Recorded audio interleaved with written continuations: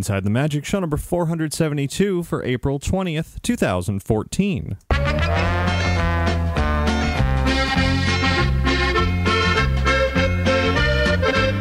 It is Sunday, April 20th, 2014. This is show 472 of Inside the Magic, and as always, I am your host, Ricky Briganti, with a whole lot of fun from the world of Disney and beyond. Before I get to all of it, I invite you to visit our website at InsideTheMagic.net. There you'll find all of our podcasts, videos, photos, news, articles, and plenty more.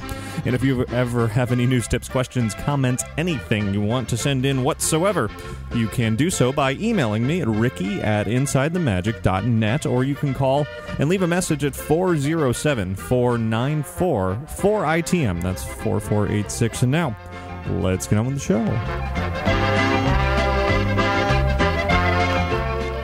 This week's episode of Inside the Magic is brought to you by Magical Travel. Here's an exclusive Magical Travel offer. Beat the heat this summer and book a Walt Disney World package for travel between May 1st and September 26th, and you will receive a free one-day water park ticket for your entire family. You can choose between Blizzard Beach and Typhoon Lagoon. The offer ends at the end of this month, April 30th. So you have to book your package by April 30th to receive your free water park tickets. Do so by calling Magical Travel today at 866-207-8387 or visit them online at magicaltravel.com to receive a free price quote. And be sure to mention Inside the Magic when you do that to receive a free Disney gift card for qualifying bookings when you book your Disney vacation with Magical Travel. And thanks very much to Stephen Brumfield for your donation this week. And now, let's get started with a trip around the world.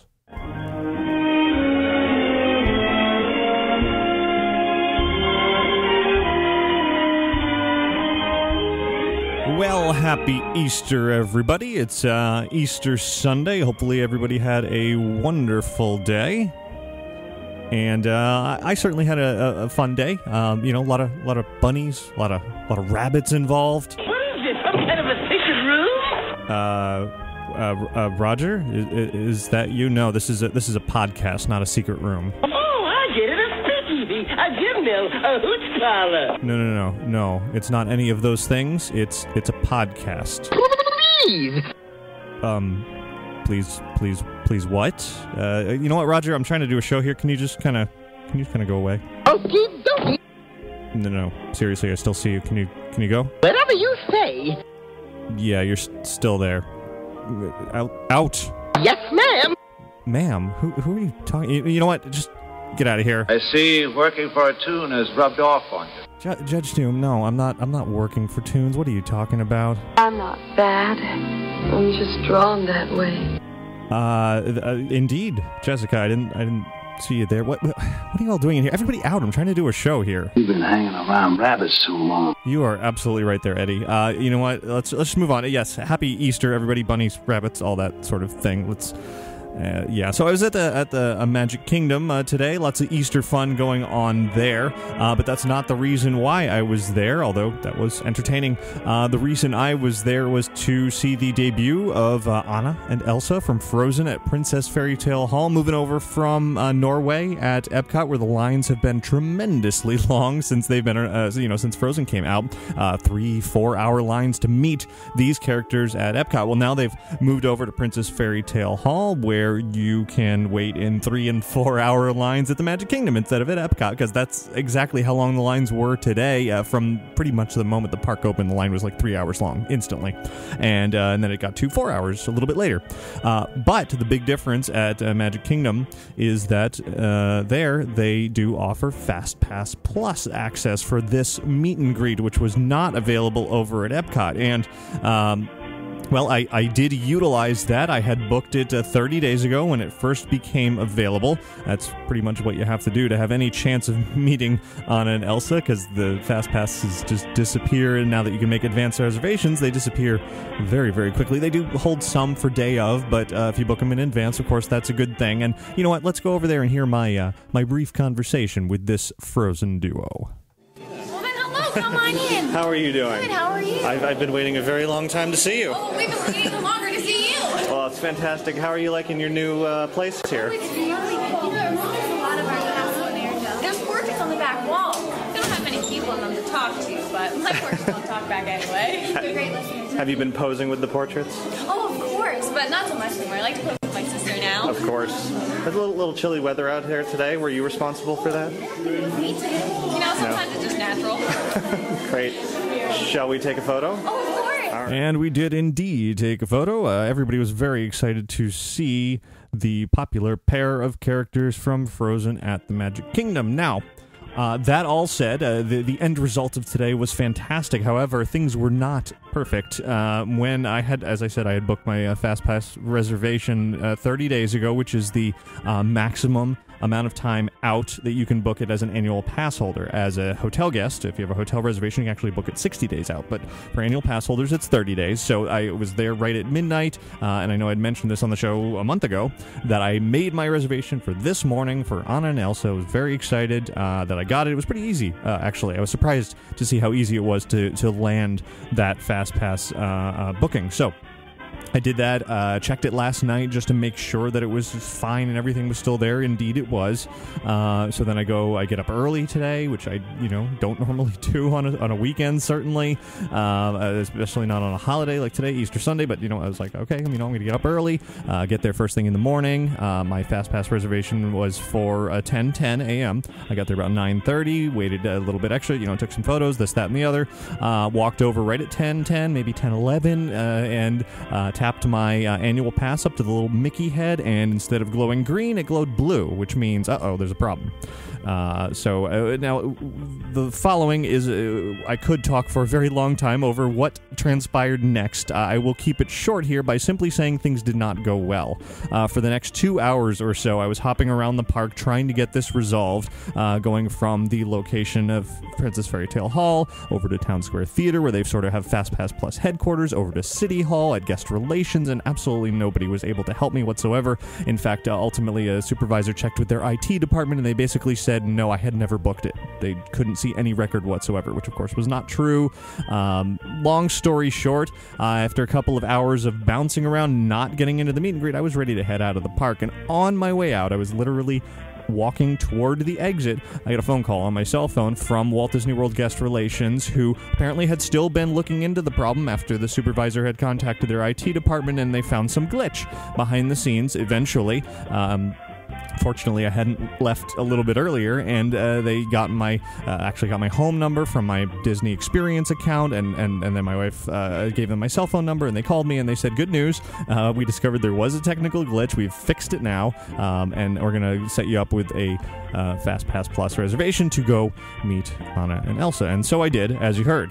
But the wait time when I got there was 3 hours. Ultimately, it took me about 2.5 hours to get in there for what was supposed to be a very quick experience. When I finally did get that FastPass Plus reservation, it probably only took me 1 minute to see them. Like, the time that it took for me to walk to them was the only amount of delay. There was literally no wait whatsoever for FastPass Plus. Meanwhile, the standby line was 3 to 4 hours long. So there's certainly a wonderful advantage to have the FastPass Plus, but the glitch, and it didn't only happen to me, it happened to a couple of friends of mine today who had the same time, and since I was tweeting and posting about this, and I wrote a big thing over on InsideTheMagic.net about it if you want to read more details about the fiasco today.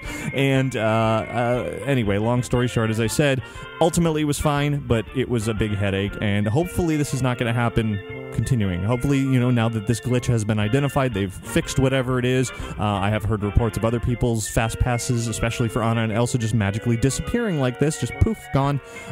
So check your accounts. Definitely make sure if you've booked one that it is still there. So yeah, not the greatest FastPass Plus experience. It is still in testing. There are bugs to be worked out, and this was certainly a big one. Of course, everybody didn't run into this. A lot of people today had the bookings, went through, no problem, got in, just a couple of minutes. So it is a good thing to have when it works. Moving on from that over to Disney's Animal Kingdom, a new character of sorts debuted this weekend. It's Professor Parker Woodson and her pet raptor, V. Velociraptor, that is, V. And you might remember the interactive audio animatronic Lucky the Dinosaur from several years ago. He roamed through the streets of Animal Kingdom for a while, then they shipped him out to California to be at Disney California Adventure, and then he was at the D23 Expo at one point, and then anyway, I don't even know where he is now, probably back at Imagineering. This is not that. This velociraptor named V at Animal Kingdom is, if you've seen one of those prank videos on YouTube where it's like an office building and suddenly a raptor comes storming in and everybody freaks out because it's a realistic looking dinosaur wreaking havoc, and then quickly you realize, oh, it's a guy in a suit. Well, that's what it is. It's a guy in a suit, except it's not that good looking, especially in the broad daylight. When you're staring at it for a long time, you can kind of see the suit guy.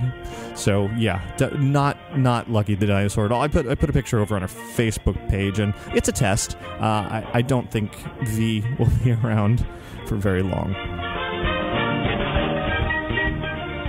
Tickets for Disney D23's Destination D Attraction Rewind have gone on sale for gold and silver members a few days ago. I haven't heard anything about them selling out just yet, but here's the interesting tidbit. If you want to go to Attraction Rewind in November, it's out here at Walt Disney World. It's going to include the Pleasure Island special evening event with the Adventurers Club return and things like that. If you want to go to it and you're not a gold or a paid member for D23, you're just going to be like, oh, well, I'm a free member. I'll wait for the free tickets to go on sale. It actually makes financial sense for you to purchase the silver membership of D23 and then buy the discounted price for Attraction Rewind. I think you save like $20 by doing that. And you have a D23 paid membership to go with it. So if you were considering it, do the math, make sure I'm correct on that, and then make your own decision if that makes sense for you, but it probably does. Let's hop over to Tampa at Busch Gardens, where Falcon's Fury, the big new drop tower, was supposed to open pretty soon, but now it's been delayed. Testing and construction issues going on, I guess. They had some media events scheduled that they have now canceled. They have not set an opening date yet, so it's coming soon.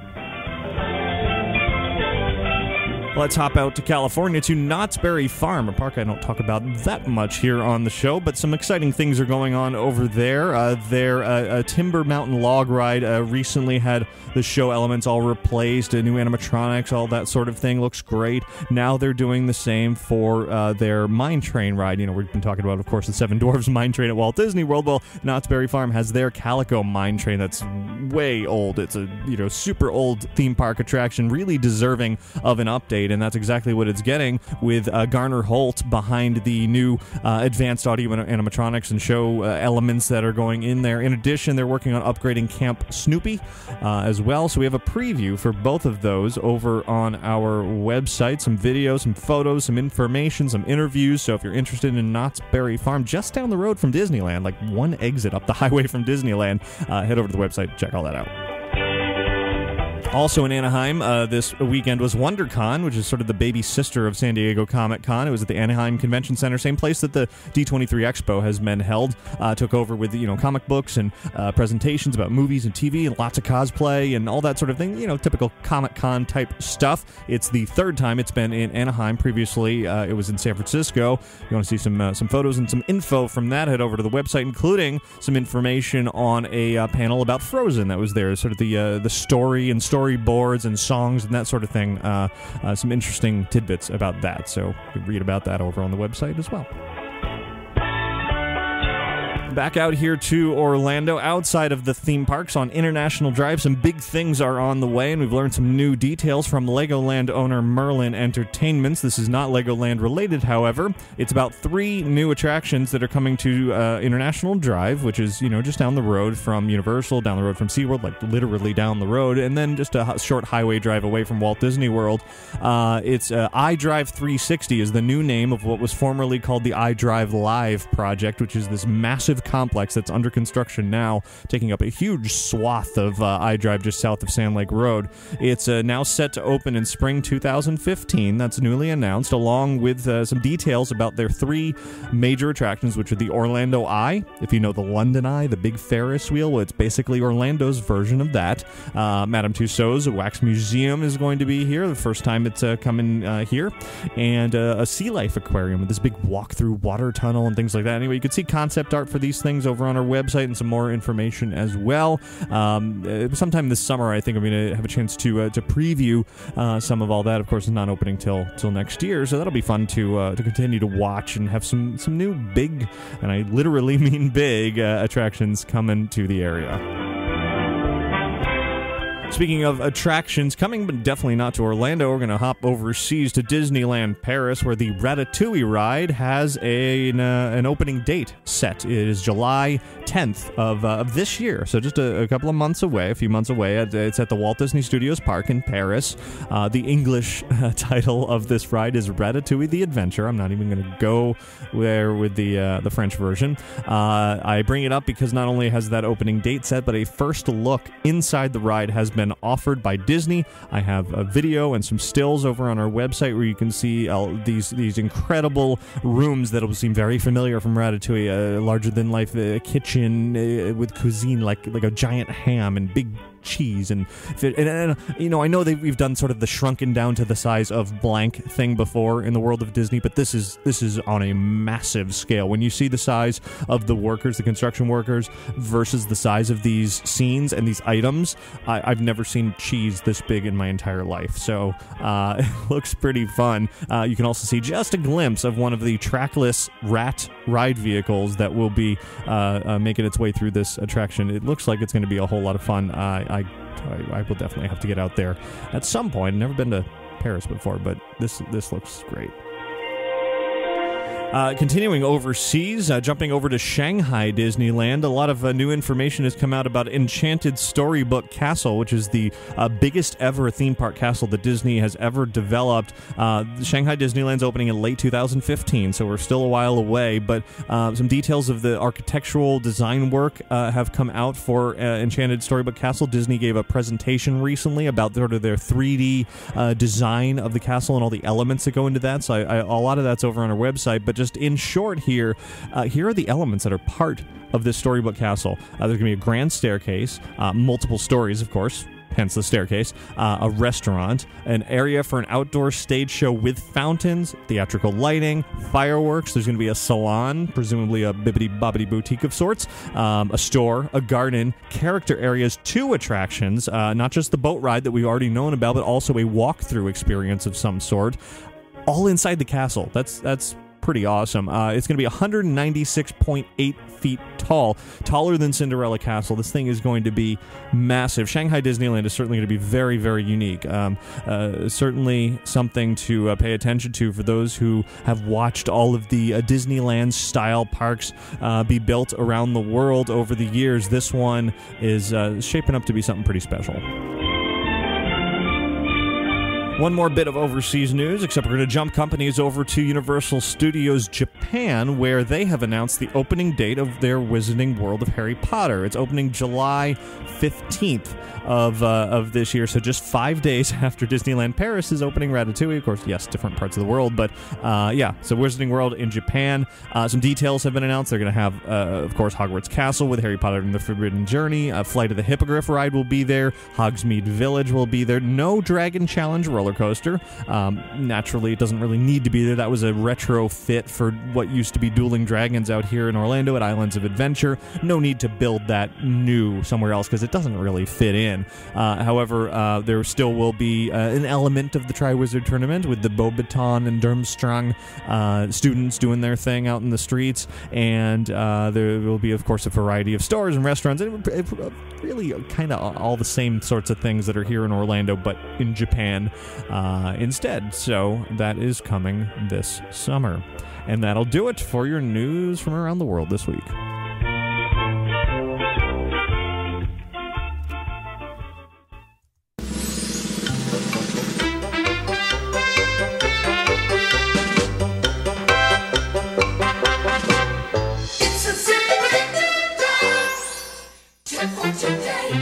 And and this week's tip comes out of my experiences this morning with FastPass Plus. What did I learn about my FastPass Plus reservation simply disappearing from my account today, and how can we prevent that? Well, it was a glitch. It was something that nobody could have predicted, and hopefully won't happen again. You know, Disney's, as I said, IT team is working on it, something that hopefully they'll correct for the future.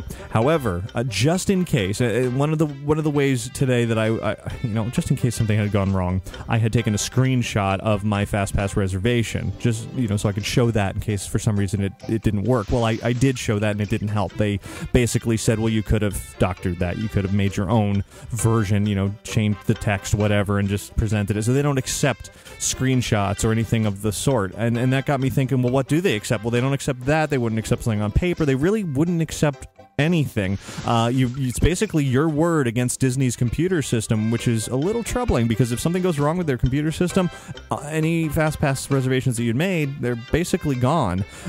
So unfortunately, you don't really have any leg to stand on. All you can really do is just keep checking. This is my tip. Keep checking your reservations during this testing period, because clearly things can go wrong and FastPasses can just poof, disappear. I booked it 30 days ago and it was gone. So keep checking your account, and if for some reason something does disappear, contact Disney, do whatever you can to get them to reinstate it, or just try to book it again. Maybe it'll still be available on the website, but don't wait until morning of, like today, and then have it vanish. Certainly, it wouldn't hurt to bring some proof, printouts, screenshots, that sort of thing. It might help a little bit, but don't rely on it. Just make sure everything is all set up in advance before you go to the park by double checking, just to be safe. Everybody else, email your tips into tips@insidethemagic.net.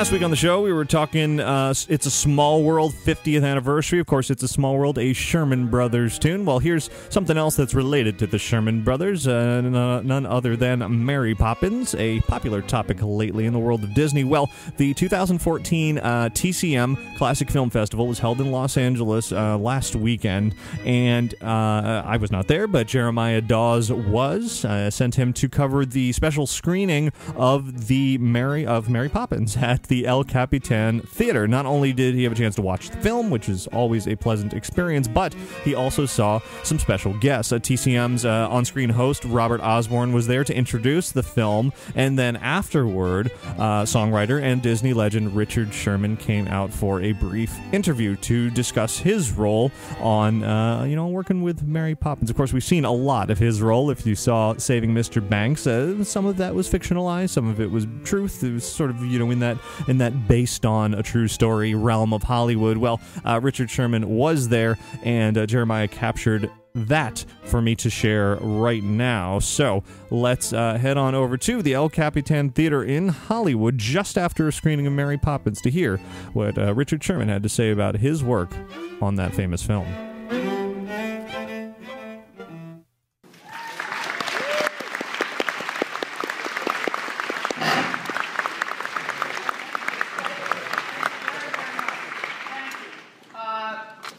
Just a thrill to be here today, to get a chance to introduce to you one of the masterminds behind this incredible movie. He is the composer of the music you heard in this film that won 2 Oscars for music, for the score, Best Song of the Year, 1964, Chim Chim Cheree. He and his older brother, Robert, also worked on a number of other movies. We'd just be amazed at the credits that he has. Going back to The Parent Trap in 1961. He also did The Aristocats. He did The Jungle Book. He did later Charlotte's Web. He did The Adventures of Tom Sawyer. Also Little Nemo. I mean, the credits go on and on. 2 Oscars, I think about 9 Oscar nominations, Grammys, various Grammy nominations as well. All of these things, and I think you all would agree with me, as we see this movie today, it's lost none of its charm, none of its vitality, and the music still enchants us. We still want to hum it. And so it is with great excitement and a real thrill that I introduce to you this incredible talent, one of the best to ever work in American motion pictures. Would you please welcome Richard Sherman.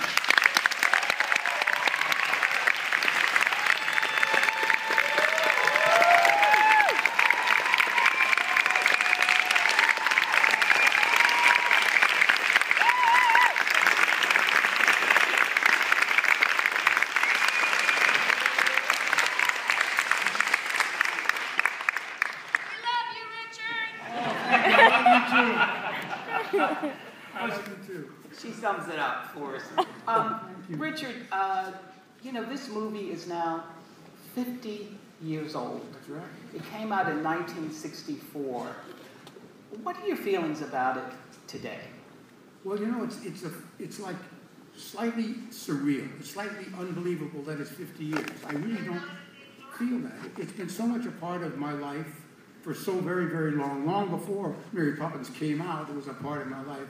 From 1960 on, it was very much a major factor in my life, in my development as a songwriter with my brother Bob. And so I feel like it's always been part of me, although it's only a 50-year period. I feel like I was born about that time, because it's true. It just changed my life. It changed our entire lives. Are you still excited by the performances? I think that Julie and Dick and David Tomlinson and Linus Johns and everybody involved in this film were just superb. They were great. I think Julie, it really is true. Julie proved herself to be a superior talent, and she went on to do countless classic films, and she's just a great legend. And she's as nice and sweet and humble as she was when she was a young woman trying to do her first movie at Disney Studios so many years ago. Well, you know, when you say that she is sweet and humble, it brings to mind someone else connected with this movie who was not so sweet and humble. And yes. Someone we've seen in the movie Saving Mr. Banks, which deals with the making of this. Can you tell me first how you came to be involved with Mary Poppins, right, and why Walt Disney wanted to do it? Absolutely, Donald.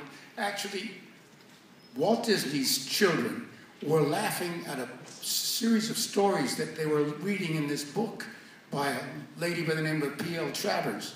And Walt Disney came by their room one day when they were little youngsters in the late 30s, early 40s. I think it was about 41 or 2, something like that. And he said, "What are you laughing at?" And they said, "Mary Poppins, it's a wonderful book. It's so funny that this Uncle Albert flies in the air and he laughs and he fills with laughing gas." And he said, "Can I borrow your book?" And he said, "Sure." And he read it. And he was enchanted by these wonderful, magical stories and this enchanting character, this Mary Poppins, who flies out of nowhere on the east wind and flies away on the west wind. And he said, "There's something in here that could be very important. I want to do a movie about it." And the children said, "Would you promise that you'll make a movie?" He said, "Yeah." He said, "I'll do my best. I promise I'll try." And for 18 years, Walt Disney, the great producer, the great storyteller, tried to get Mrs. Pamela Travers to say, "Yes, you can make a movie on my character." And this is P.L. Travers, the author of the Mary Poppins stories. Pamela Travers, the authoress. About 1960, she had kept saying no. About 1960, she was almost completely broke. Her books weren't selling anymore, and she was about to lose her house. And she took money for an adaptation. She said, "I will give Walt Disney the opportunity to develop something, and if I like it, I'll let him do it." So he had an option. An option is not the rights. It's only an option so that nobody else can touch it until he gets his shot with it. About that time, luck played a great part in our lives, because Bob and I, my brother Bob and I, were writing songs for the popular market, and we wrote a few very big hits for a youngster by the name of Annette Funicello. Is that Tall Paul? Tall Paul, and Pineapple Princess, and the unforgettable Jojo the dog-faced boy. So, So basically, we wrote a lot of big hits for Annette, and Walt liked our work, and so we didn't know him, of course. He just heard the records that we were writing for her. And one day he asked us to come in and write a song for Annette. She was going to be in a film, and he liked that song, and he gave us some more assignments. And there was a youngster by the name of Haley Mills that he thought might be good to have a little song for her. So he gave us the opportunity to write for the Parent Trap. And we were writing songs on a piecemeal basis, just this and that. And one day he handed us a book. We had just written a song for a Zorro episode or something. The TV show. A TV show, Zorro, right. And he liked it. And at the end of this meeting, he said, "Do you know what a nanny is?" And of course, we were ready to write anything. He said, "Of course, a goat, we can write about a nanny." And he said, no, I'm talking about an English nursemaid. Oh, yeah, an English nursemaid. Sure takes care of children, right, exactly. He said, "I'd like you to read this." Now, he didn't say at that time, "I need a song for this," or "I need a song for this character," or a title song. He just said, "Read this book and tell me what you think." And so we read the books. The first book, actually. And it was enchanting. It was great. I thought the character was absolutely insane, wonderful, marvelous, except there was no storyline. There was no actual story that takes place. It's just a bunch of episodes, exciting, wonderful adventures. So Bob and I said, well, we've got to tell him it's a great character and it's wonderful episodes, but there's no story. We've got to have a story. So I think Bob and I both said, I think he wants to find out if we had a way of doing it. So we pieced together a storyline. And did you work with the writer? Not yet. Not yet? No, this is prior to Before. But we pieced together a story. And we had songs. We decided to put it into a period, turn of the century England, which had the English music hall style music and everything.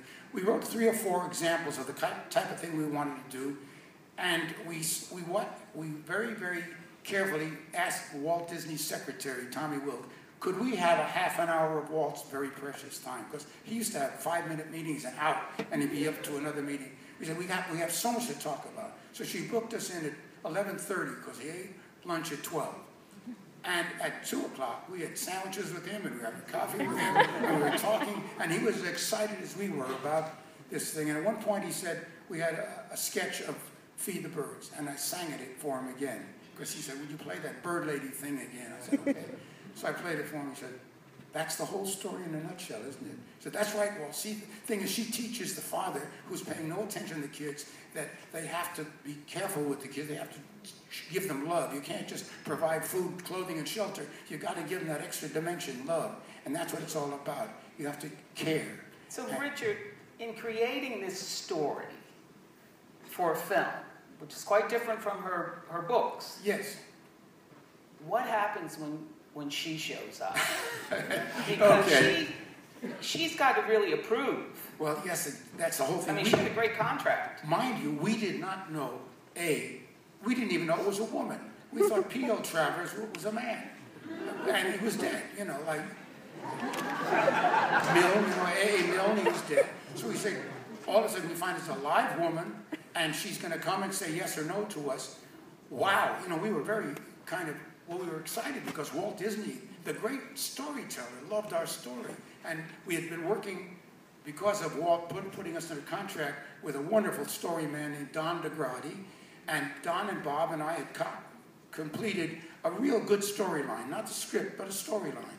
And we had a good story, and we had a very great deal of material, songs and everything.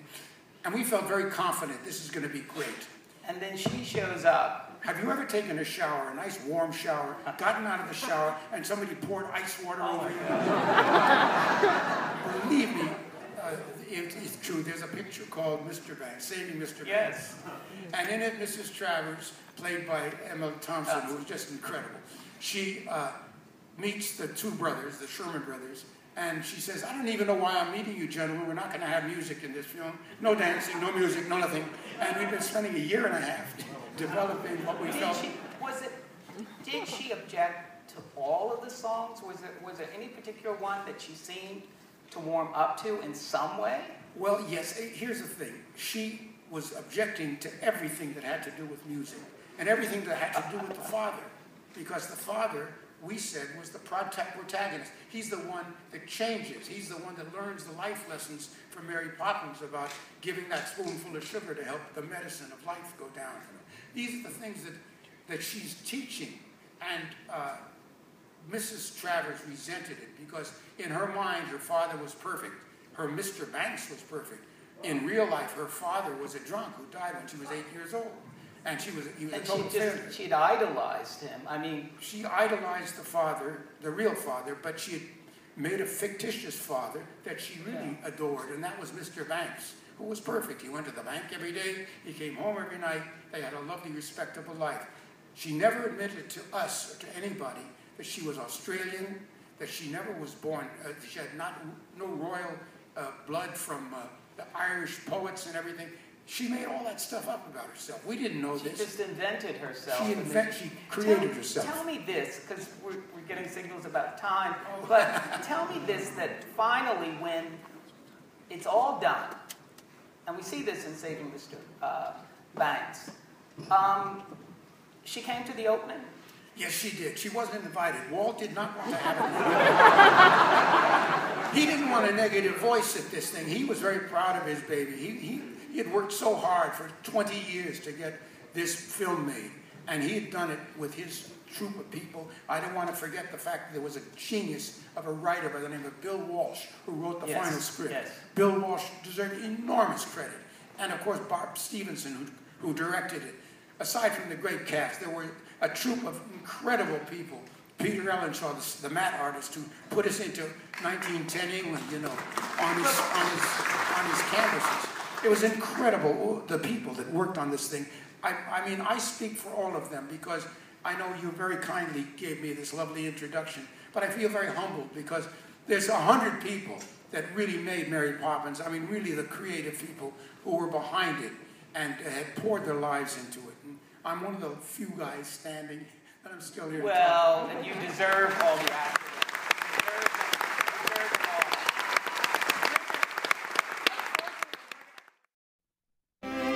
Always a treat to hear from Richard Sherman anytime he makes his way around a Disney event, which is pretty frequently lately, but it's always entertaining. If you want to read more about the TCM Classic Film Festival, particularly the Mary Poppins screening, as well as see hear some of the music played on the famous organ, the El Capitan, some Disney music, some Poppins music, head over to InsideTheMagic.net and check our YouTube channel. Thanks very much to Jeremiah Dawes for bringing that to us.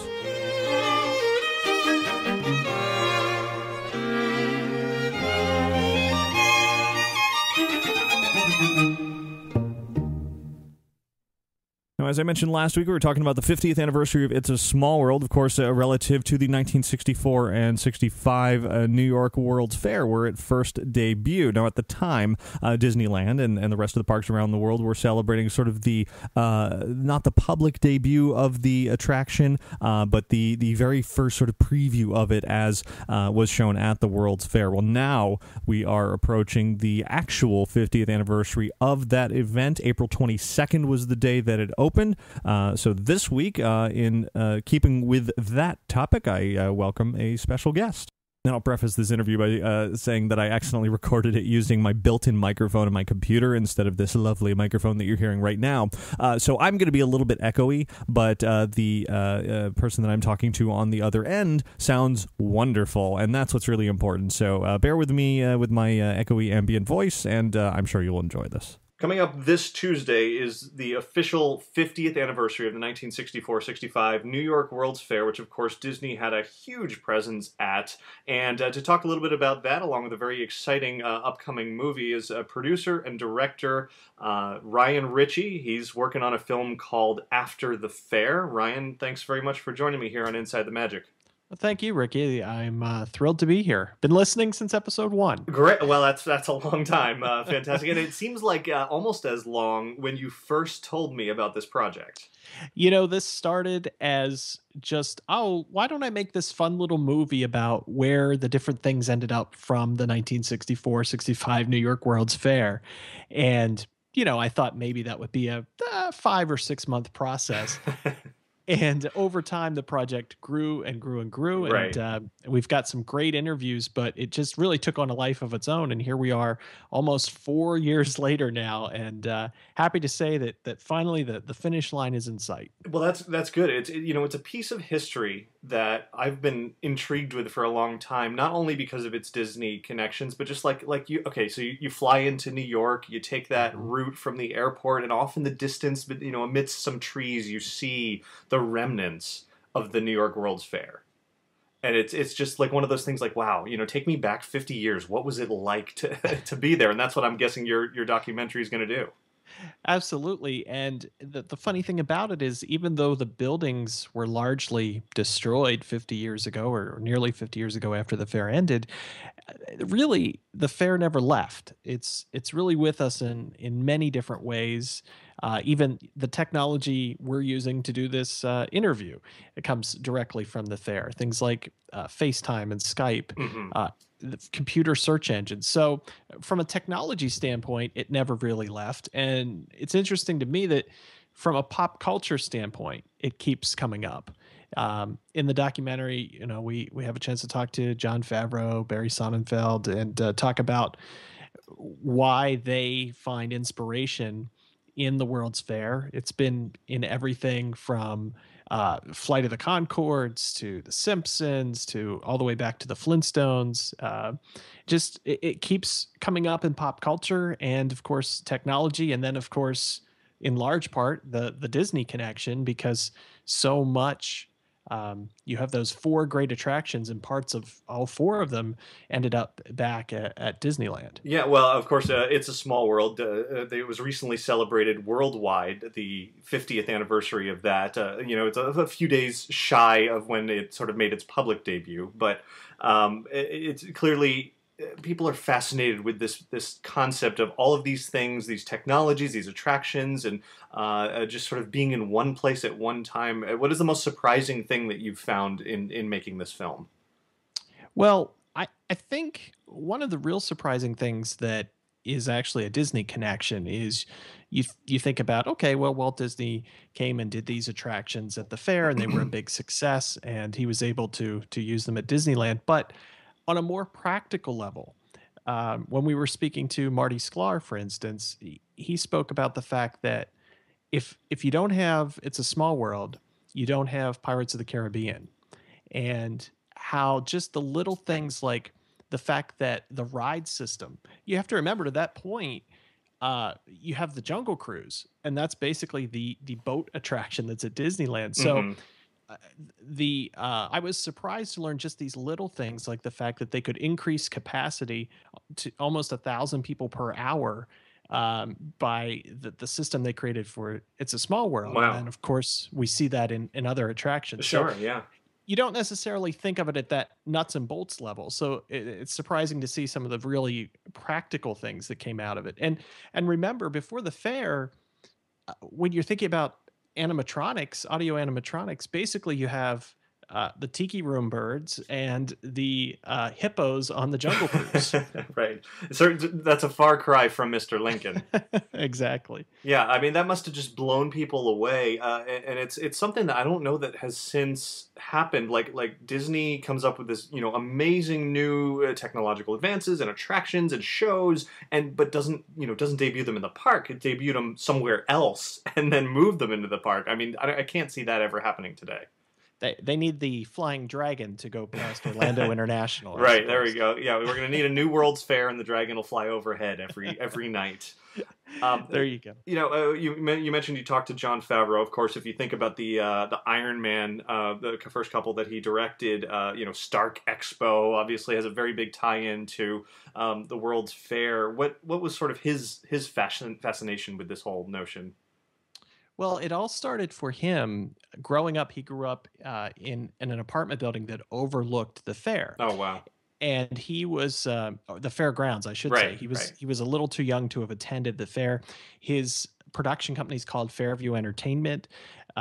He has always had this fascination because he only saw basically the remains, the ghosts of this event. And he said he was telling me how cool it was in making Iron Man 2 to basically get to recreate the fair for the Stark Expo, and then the strangeness of then destroying it as right as part of that. So that's where his fascination for the fair came from, just growing up and seeing that view every day. And it was really interesting to hear the passion he had about the fair, and it's just he now has carried on that tradition of working it into pop culture. Right. Well, and then even working with Richard Sherman to develop a song for that, it's kind of like bringing it all back together. It's really interesting because you have, for example, Richard Sherman, but you also have the fact that you have that Iron Man exhibit that now sits in the building that is where the Carousel Progress was. So yeah, it's kind of hard to think about the sort of time, interspersed time traveling connections there. Exactly. Yeah, that's crazy. Now you're not quite done with the film yet. We'll call it a rough cut right now. You're getting close though. How is it coming together? Is it everything you've been working on this for what, 3 years now? Everyone always says the hardest part is figuring out what to leave out, and it's absolutely true. I could have a 5-hour movie right now. Sure. But we're trying to get it back to feature length. So I'm about 18 months into the editing process. Wow. And we're just plugging away at it, and we will have a release this summer. It's to the point where we're tweaking little things and making music decisions and that sort of thing. I think you mentioned at the top of the interview, but we've also posted the first 6 minutes online so that folks can take a look. And I should say it'll be available Tuesday. Right. And folks can take a look. worldsfairmovie.com. Correct. Yep. Excellent. Yeah, I've watched the 6 minutes that you showed me already, and I want to see the rest immediately. It drew me right in. I mean, it's you think about again, it's not just the Disney aspect. It's sort of the Disney feeling, right? It doesn't have to actually be Disney. It was this sort of spirit of adventure and looking towards the future and kind of the things that Innoventions used to be. Not so much, the current, here's the latest, Velcro or whatever. It was sort of this really hopeful vision of the future. And it's just one of those things that you can't believe that it's been 50 years since then. We're, like you said, we're kind of just now getting to some of those technologies. You can imagine what would it be like if a similar event was held today and everybody, put their all into it. Yeah, and it's kind of sad in some regards because it almost feels like 50 years ago we had a more imaginative look at what life would be like 50 years in the future, right? Than we do today. Well, today we're just like, oh, we're all going to be glued to screens. And that's it. That's the entire outlook of the future. They get smaller. Right. Eventually it's a contact lens. And then exactly. Yeah, I saw the Google Glass of the future is going to be embedded in your eye. And then you're just going to be staring at, it's going to turn into WALL-E. So, yeah. You had mentioned earlier Epcot. It was interesting to hear, after Walt Disney passed away, how basically the Imagineers looked to the World's Fair for some guidance on what to do with what eventually became Epcot Center. Mm-hmm. And of course they took the concept of an international area, for example, and an industrial area. And so many of those early Epcot sponsors were sponsors of pavilions at the fair. And I think, the fair in large part was very helpful in selling the concept of Epcot, not the original concept of Epcot, but what became Epcot Center. Yeah, I mean, I know one of the directions that they were going in before they sort of figured out the World Showcase Future World divide. They had sort of this circle of evenly shaped pie pieces that could individually be sponsored, and then they ran into issues. Well, like, what if this company wanted 2 pie pieces, and and be like, well, that's not fair, and so they eventually went in a different direction. But it certainly it very much ties in there, and we see remnants of that still there. But yeah, obviously it came out to be a very different park. And for those of us who didn't experience the fair, if you just try to think about Epcot and the size of the buildings, the size of the land, Test Track, those buildings, and think about a park on that scale that after 2 years, just 2 years, gets completely demolished. Right. And that's essentially what happened. Yeah, that's pretty crazy. And to think about, that It's a Small World was there, and Great Moments with Mr. Lincoln, and the Ford, Magic Skyway and all of that, and it's like, yeah, we're just going to pick these up and move them across the country. Pretty crazy. And the Magic Skyway, the dinosaurs from the Magic Skyway ended up on the Disneyland Railroad, right. that primeval scene.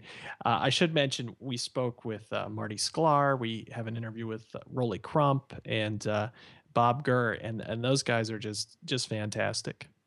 Absolutely, they are, and it's wonderful they're still around to tell those stories, hopefully for many years to come. So we're all looking forward very much to seeing the film until it is ready. Everyone should definitely, starting Tuesday, the 50th anniversary of the opening of the 6465 World's Fair, go to worldsfairmovie.com, watch the 6 minutes, and then just wait for the rest.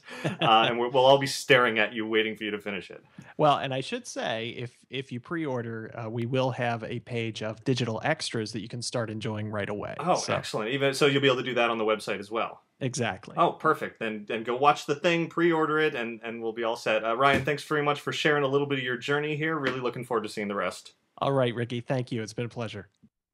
Hey, Ricky. Hi, Ricky. Hi, Ricky. Hey, Ricky. Hi, Ricky. Hi, Ricky. Hey, Ricky.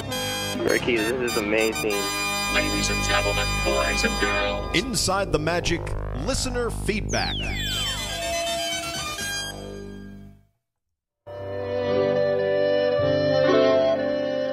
I will make sure to select the correct microphone on future interviews. That's actually the first time I've ever done that. So, yeah, sorry about that, Ryan. But hopefully you enjoyed it nonetheless. He sounded great, and his project is wonderful. I can't wait to see the film. So let's get into some listener feedback here. Paul writes in with something kind of fun. Of course, last week we were, again, It's a Small World 50th anniversary and some versions of that. Paul writes, I love the show. I've been listening since the very beginning. I'm currently listening to your latest podcast where you had alternate versions of It's a Small World. Have you ever heard the Haunted Mansion version of the song? See attached.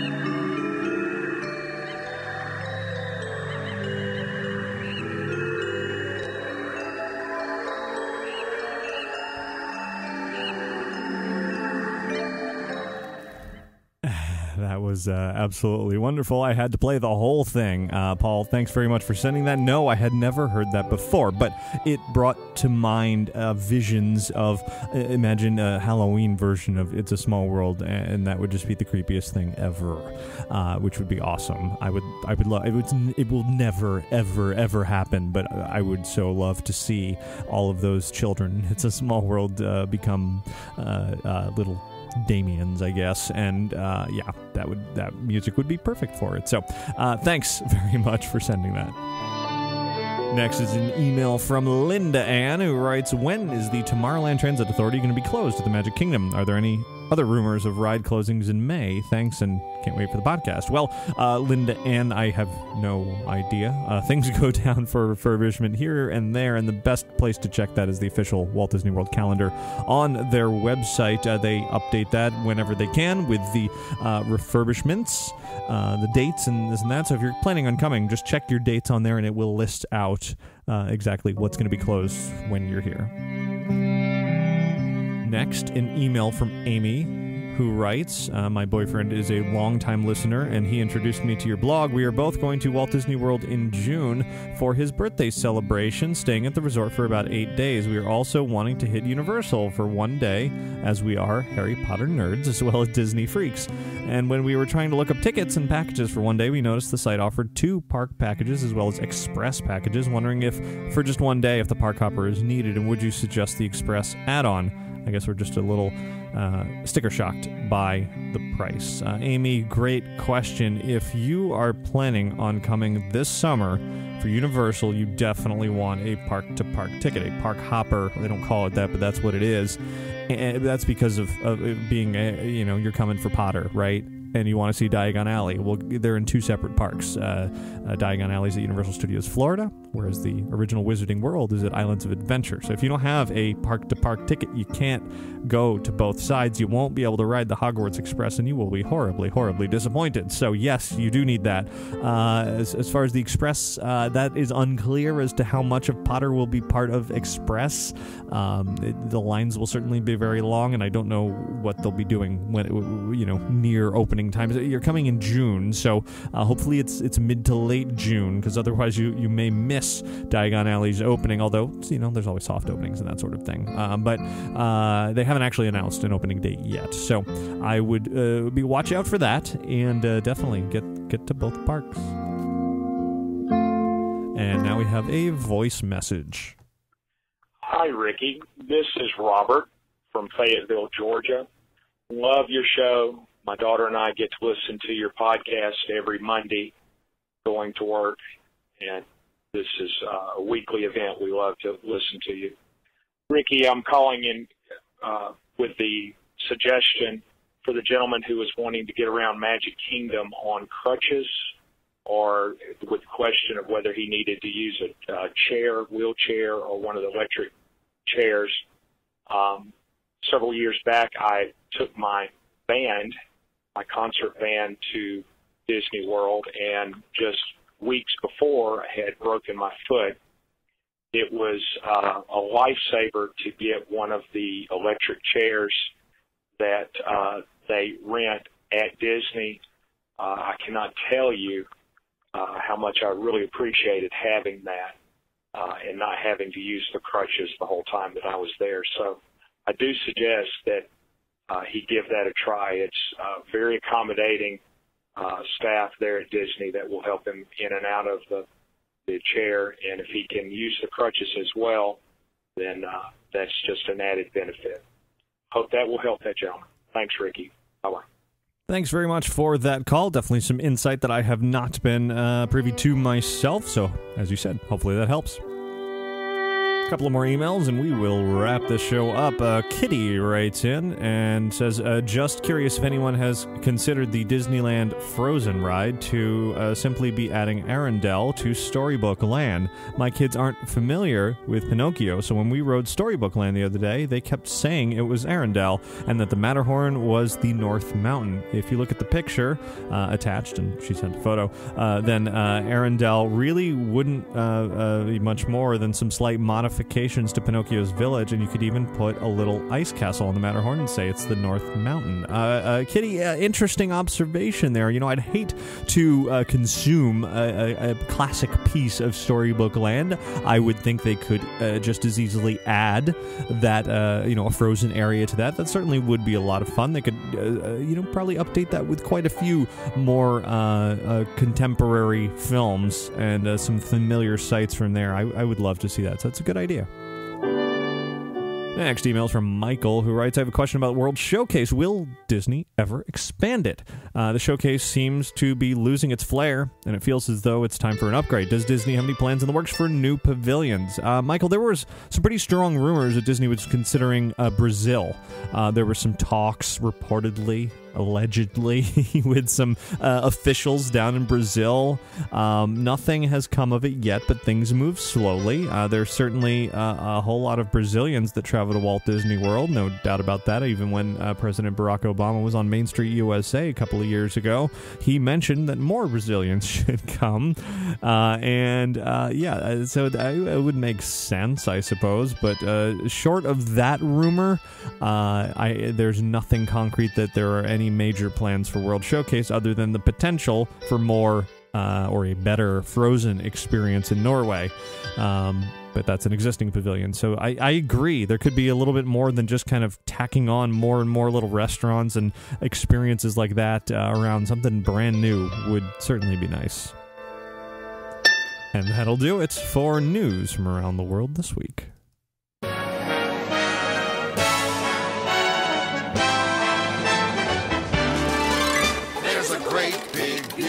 Tomorrow. Well, it has been a very, very long day for me. I was up early today over at the Magic Kingdom, had a bit of a runaround when it came to trying to see Anna and Elsa. Finally succeeded at that and had a wonderful time. You know, I never made it into the meet and greet over in Norway because when they first debuted there, I was like, oh, I'll get there eventually. Well, and then the movie came out, and instantly it was, oh, no, I'm not going to get there because I did not want to wait 3 to 4 hours for a quick little character greeting. So adding FastPass Plus was certainly a good thing, provided that it works. Coming up, I'm actually headed out to California for a couple of days, a special Disney Store event. So if you are hearing this on Sunday or Monday or even Tuesday, make sure you're following along on Twitter and Facebook and certainly on the website, as I'll be posting some fun merchandise-related stuff from around the galaxy. Should give you an idea of what the topic at hand will be. So that should be fun. A very, very brief trip. I think I'm going to spend maybe half a day at Disneyland. Hopefully get a chance to see the new updated Big Thunder Mountain. Maybe get in and see Thor and Captain American Interventions and anything else I haven't seen recently. But really the focus is on Disney Store and merchandise and that sort of thing. So it should be fun. Have some things to talk about next week. And then there's plenty more in store in the near future. Seven Dwarfs Mine Train could be opening its doors anytime soon. Hopefully not while I'm in California. And then lots more to look forward to. So stay tuned for all of that. I do want to thank Magical Travel for sponsoring this week's show. You can find out more about their services by visiting magicaltravel.com. And of course, between episodes of this show, visit InsideTheMagic.net. It's your source for Disney and theme park news. And you'll find all of our podcasts and videos, photos, news, articles, and all of that over there, along with links to follow us on Twitter and Facebook, and subscribe to our YouTube channel for all of the fun videos, including Anna and Elsa meet and greet, a little fun Snow White moment that I spotted today at the Magic Kingdom, and so much more. So thanks to all of you for listening each and every week. Have a magical week. Bye. Just a dream away.